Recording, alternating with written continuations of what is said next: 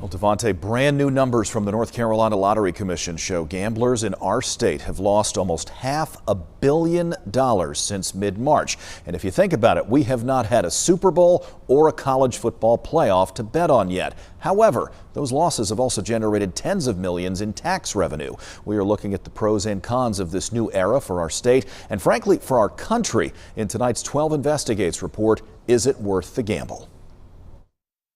What's the opposite of the closer? If you like classic rock, you certainly know his voice, and you might recognize his face, too.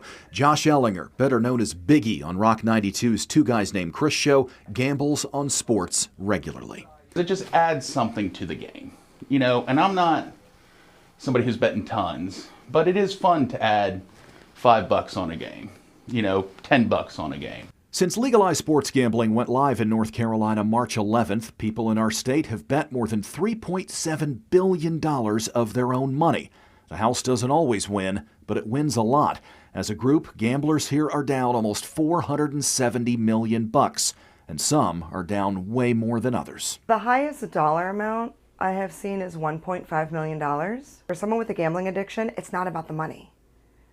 It's about that little bit of hope. Is it going to hit? Am I going to win?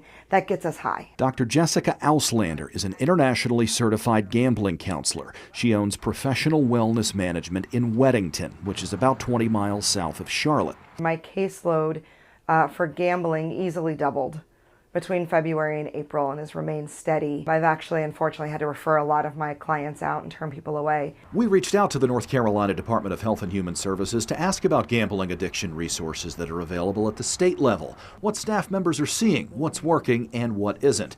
Our request for an on-camera interview was denied. We were given a lengthy statement that says, in part, our goal remains that anyone who wants or needs help has access to quality and consistent care and services. The law allocates an additional $2 million in the state budget to help prevent, treat, and provide services related to problem gambling. The department would love to see legislation and additional funding for promoting informed decision-making, staff training, and greater financial commitment to research and treatment of gambling-related harms. The $2 million is not enough for any of those tasks. Flat out, it's not enough. Keith White agrees. He's the executive director of the D.C.-based National Council on Problem Gambling. In September, his organization released a 386-page report examining how various states are handling sports betting compared to the NCPG standards. You have a fairly good base rate of responsible gambling procedures and regulations, but certainly we believe that they could be improved. North Carolina is one of just 9 states where gameplay communications do not intentionally encourage increased play or chasing losses. However, we are one of 14 jurisdictions that does not avoid marketing to higher risk groups like young men. This is, without question, the largest and fastest expansion of gambling we've ever had in our nation's history. So since 2018, yes, 38 jurisdictions have legalized sports betting. The majority of them, like North Carolina, online sports betting. We don't know exactly the social costs or how that is really going to spin out. But, you know, we do know that where there's enormous profit, there's also enormous potential for harm. Gambling is doing good things for the state, too. The Department of Revenue gets to keep 18% of all gambling losses. That works out to nearly $85 million in estimated tax proceeds since mid-March. The athletic departments at these 13 universities are each entitled to a cut. North Carolina A&T and Winston-Salem State both tell WXII its athletic departments have received more than $1.2 million each as of the end of August.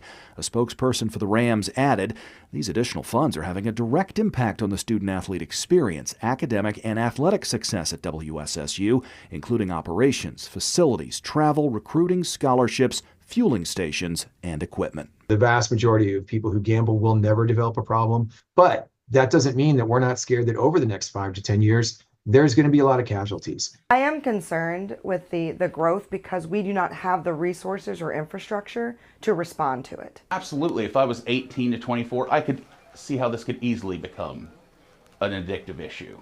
Do it for fun. Do it as something to add to the game.